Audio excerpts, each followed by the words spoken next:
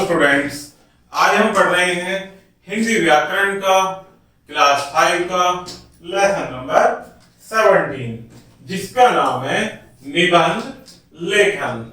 तो आइए प्यारे बच्चों शुरू करते हैं। निबंध लेखन यहाँ कंप्यूटर का महत्व विषय है जिसके ऊपर हमें निबंध यहाँ लिखा हुआ है जो कि हम पढ़ेंगे और उसको समझते हैं। आइए प्यारे बच्चों शुरू करते हैं। चैप्टर नंबर 17 कंप्यूटर का महत्व। आधुनिक युग में कंप्यूटर का सबसे अधिक महत्व है। इसे कंप्यूटर युग कहा जा सकता है, अर्थात वर्तमान में जो युग चल रहा है प्यारे बच्चों, जिसे आधुनिक युग भी कहते हैं, उसे क्या कहा जा सकता है? कंप्यूटर युग कहा जा सकता है। कंप्यूटर आधुनिक विज्ञान की सबसे बड़ी देन है, अर्थात कंप्यूटर क्या है? विज्ञान की सबसे बड़ी, आज के अर्थात वर्तमान के विज्ञान की सबसे बड़ी देन है। इसके आविष्कार ने प्रत्येक क्षेत्र में क्रांति ला दी है। कंप्यूटर का प्रयोग निरंतर बढ़ता ही जा रहा है। आज हर व्यक्ति कंप्यूटर से परिचित है और इसके संबंध में जानने की और सीखने की इच्छा रखता है। लगभग प्रत्येक क्षेत्र में आज कंप्यूटर का प्रयोग किया जा रहा है। आज कंप्यूटर की शक्ति सर्वत्र हावी है। कल कारखानों, व्यापारिक संस्थानों, उत्पाद केंद्रों, रेलवे स्टेशन, हवाई अड्डों से लेकर शैक्षिक संस्थानों और चिकित्सा केंद्रों में भी कंप्यूटर ने अपनी धाक जमा ली है। गणित के जटिल से जटिल प्रश्नों को हल करना हो, दुश्मन के आक्रमण की सूचना देनी हो, वायुयान उड़ाना हो, ईमेल आदि डाक बांटनी हो, मौसम संबंधी भविष्यवाणी करनी हो, समाचार अथवा सूचनाएं प्रेषित करनी हो, यात्रा पूर्व आरक्षण कराना हो या अध्ययन विश्लेषण करना हो, आज कंप्यूटर द्वारा सब कुछ संभव है। कंप्यूटर निर्माण की कल्पना एवं उसे साकार रूप देने का श्रेय अंग्रेज वैज्ञानिक चार्ल्स बेबेज को है, अर्थात कंप्यूटर के आविष्कारक कौन है प्यारे बच्चों? अमेरिकी वैज्ञानिक चार्ल्स बेबेज। वर्तमान समय में कंप्यूटर के आधार पर कंप्यूटर को 3 भागों में बांटा जा सकता है। पहला भाग संग्रहण करता है जिसमें जानकारियां एकत्रित की जा सकती हैं। दूसरे भाग में नियमों और प्रक्रियाओं को क्रियान्वयन किया जा सकता है तथा तीसरे भाग में नियंत्रक से यह जाना जाता है कि नियमों एवं प्रतिनियमों का उचित ढंग से पालन हो रहा है या नहीं हो रहा। वैज्ञानिक ऐसे कंप्यूटर की खोज में लगे हैं जो सोच विचार भी कर सकते हैं, अर्थात सुपर कंप्यूटर। परंतु कंप्यूटर कभी भी मानव मस्तिष्क का स्थान नहीं ले सकेगा, क्योंकि कंप्यूटर केवल वे परिणाम और सूचनाएं दे सकेगा जिसका मसौदा उसमें भरा जाएगा। कंप्यूटर मानव मस्तिष्क की चेतना, ज्ञान, इच्छा और कर्म की श्रृंखला को नहीं पा सकता। फिर भी कंप्यूटर अनेक रोगों, दुर्घटनाओं, प्राकृतिक आपदाओं और संकटों आदि से मनुष्य जाति की रक्षा करने में महत्वपूर्ण भूमिका अदा कर रहा है। तो ये हमारा कंप्यूटर पर निबंध था प्यारे बच्चों। इसके बाद देखते हैं निबंध हमारा देश। हमारे देश विषय है जिस पर हमें कंप्यूटर का हमारा देश का निबंध लिखना है। हमारे देश का नाम भारतवर्ष है। भारत गांवों में बसता है। भारत विश्व का सर्वश्रेष्ठ देश है। हम अपने देश पर गर्व है। हमारे देश का प्राचीन नाम आर्यवर्त था। क्या नाम था प्यारे बच्चों? हमारे देश का प्राचीन नाम आर्यवर्त। हमारा देश भारत उत्तर में हिमालय पर्वत से लेकर दक्षिण में हिंद महासागर तक फैला हुआ है। कहां तक? उत्तर में हिमालय पर्वत से और दक्षिण में हिंद महासागर तक फैला हुआ है। इसका क्षेत्रफल 32,68,090 वर्ग किलोमीटर है। आकार के हिसाब से इसका विश्व में 7वां स्थान है। हमारा देश 300 वर्षों तक विदेशी ताकतों के अधीन रहा। यह 15 अगस्त 1947 को आजाद हुआ। कब आजाद हुआ था प्यारे बच्चों हमारा देश? 15 अगस्त 1947 को। हमारा देश का अपना संविधान 26 जनवरी 1950 को लागू हुआ था। अर्थात देश के स्वतंत्र होने के 3 साल के पश्चात हमारा अपना संविधान लागू हुआ था। हमारे देश भारत की सभ्यता और संस्कृति पूरे विश्व में प्रसिद्ध है। इसमें गंगा, यमुना, सतलुज, रावी, व्यास आदि नदियां बहती हैं। इसकी धरती से सोना, चांदी, तांबा और लोहा अनेक प्रकार की धातुएं निकलती हैं। हमारे देश की राष्ट्रीय भाषा हिंदी है। क्या है प्यारे बच्चों हमारे देश की राष्ट्रीय भाषा? हिंदी। राष्ट्रीय चिन्ह अशोक स्तंभ के सिंह है। राष्ट्रीय झंडा हमारा कौन सा प्यारे बच्चों? तिरंगा झंडा। यहाँ का राष्ट्रीय गान जन गण मन है और राष्ट्रीय गीत कौन सा प्यारे बच्चों? वंदे मातरम। राष्ट्रीय पक्षी मोर है और राष्ट्रीय पशु बाघ है। भारत की भूमि उपजाऊ है।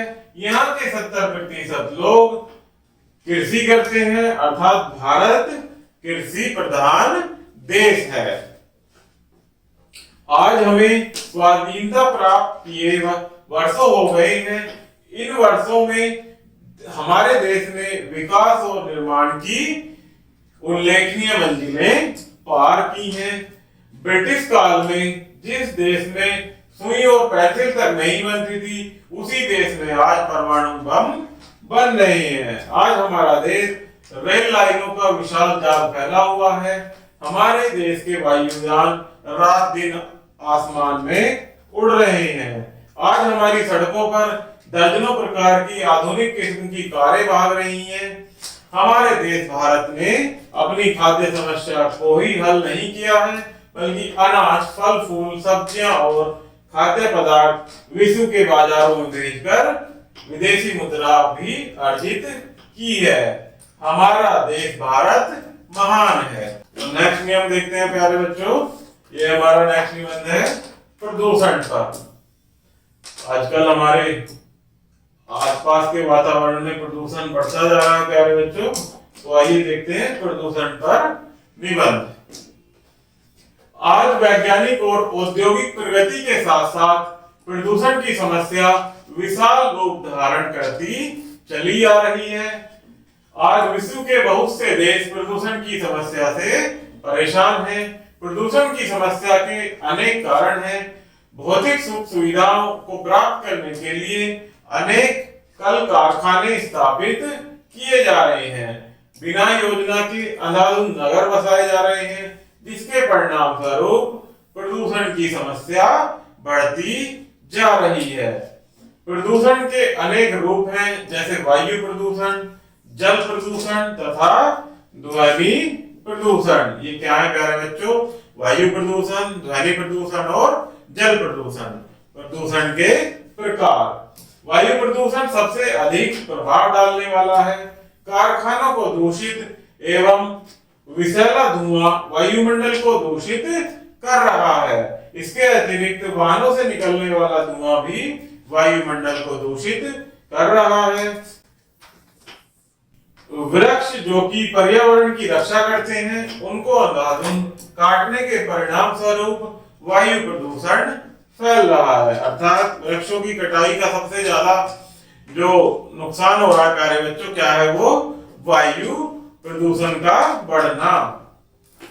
प्रदूषण का सबसे बढ़ता कारण बढ़ी हुई जनसंख्या है।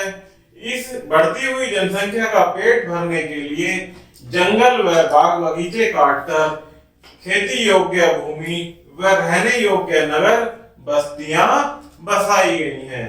अधिक आवासीय भवन बनने से जलमल की निकासी तथा सफाई की व्यवस्था ठीक ढंग से नहीं हो पा रही है। अतः गंदगी बढ़ती चली जा रही है।